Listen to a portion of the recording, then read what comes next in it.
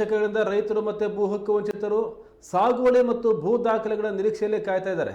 ಇದೇ ಕಾರಣಕ್ಕೆ ಕರ್ನಾಟಕ ರಾಜ್ಯ ಕಂದಾಯ ಸಚಿವ ಕೃಷ್ಣ ಬೈರೇಗೌಡ ಅವರು ಎಲ್ಲ ಅಧಿಕಾರಿಗಳ ಜೊತೆ ವಿಡಿಯೋ ಕಾನ್ಫರೆನ್ಸ್ ಮೂಲಕ ಸಭೆ ನಡೆಸಿದ್ದಾರೆ. ಇದರ ಬೆನ್ನಲ್ಲೇ ಈ ತಿಂಗಳು ಸುಮಾರು 5,600 ರೈತರಿಗೆ ಡಿಜಿಟಲ್ ಭೂ ದಾಖಲೆ ನೀಡಲಾಗುವುದು ಅಂತ ಹೇಳಿದ್ದಾರೆ. ಜನವರಿ 15ರೊಳಗೆ 15,000 ಫಲಾನುಭವಿಗಳಿಗೆ ಸಾಗುವಳಿ ಚೀಟಿ ನೀಡಲು ಆದೇಶಿಸಿದರು. ಕನಿಷ್ಠ 5,600 ಫಲಾನುಭವಿಗಳಿಗೆ ನೀಡಲು ಆದೇಶಿಸಿದ್ದಾರೆ. ಶೀಘ್ರವೇ ಬಗರುಕುಂ ಸಾಗುವಳಿ ಚೀಟಿ ನೀಡಿ ರೈತರ ಸಮಸ್ಯೆಗಳನ್ನು ತಕ್ಷಣ ಸರಿಪಡಿಸಿ ಅಂತ ಸೂಚನೆ ಕೊಟ್ಟಿದ್ದಾರೆ. ಶೀಘ್ರವೇ ಬಗರುಕುಂ ಸಾಗುವಳಿ ಚೀಟಿ ನೀಡುವುದು ಹಾಗೂ ನಮೂನೆ 1, 5, 6, 10 ಪೂಡಿ ದುರಸ್ತಿ ಕೆಲಸ ಮುಗಿಸಿ ಅಂತ ಸೂಚನೆ ಕೊಟ್ಟಿದ್ದಾರೆ. ಈಗಲಾದರೂ ಭೂ ಹಕ್ಕು ವಂಚಿತರಿಗೆ ಭೂಮಿಯ ದಾಖಲೆ ಕೈ ಸೇರುತ್ತೆ ನೋಡಬೇಕಾಗಿದೆ.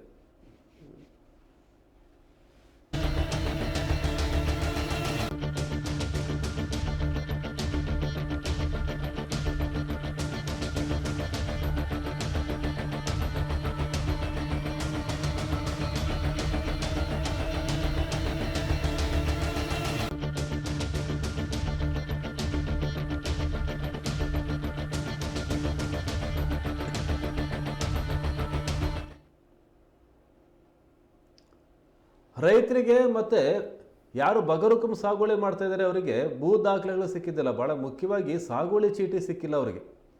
ಹಾಗಾಗಿ ಇದನ್ನು ತ್ವರಿತ ಮಾಡಿ ಅಂಥೇಳಿ ಕಂದಾಯ ಸಚಿವ ಕೃಷ್ಣ ಬೈರೇಗೌಡ ಹೇಳಿದ್ದಾರೆ.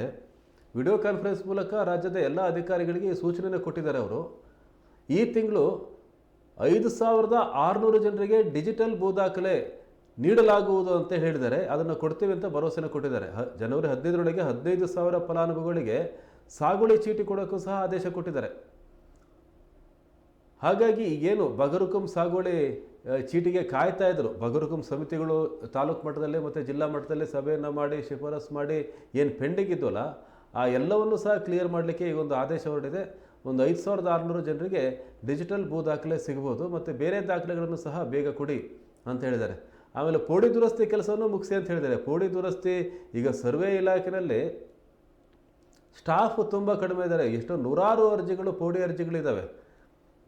ಅಷ್ಟು ಅರ್ಜಿಗಳನ್ನು ನಿರ್ವಹಣೆ ಮಾಡಲಿಕ್ಕೆ ಸರ್ಕಾರದಲ್ಲಿ ಈ ಸರ್ವೆ ಇಲಾಖೆಯಲ್ಲಿ ಸಿಬ್ಬಂದಿ ಕೊರತೆ ಇದೆ. ಹಾಗಾಗಿ ಈ ಸಿಬ್ಬಂದಿ ಕೊರತೆಯೂ ಸಹ ಗಂಭೀರವಾಗಿ ಪರಿಗಣಿಸಬೇಕಾಗಿದೆ ಕಂದಾಯ ಸಚಿವರು. ಸರ್ವೆ ಇಲಾಖೆಯಲ್ಲಿ ನುರಿತ ಮತ್ತು ಕೌಶಲ್ಯ ಹೊಂದಿದಂಥ ಸಿಬ್ಬಂದಿಗಳ ಅಗತ್ಯ ಇದೆ. ಆದರೂ ಸಹ ಈ ಪೋಡಿ ದುರಸ್ತಿಯನ್ನು ಆದಷ್ಟು ಬೇಗ ಮಾಡಿ ಅದನ್ನು ಮುಗಿಸಿ ಅಂತ ಸೂಚನೆ ಕೊಟ್ಟಿದ್ದಾರೆ.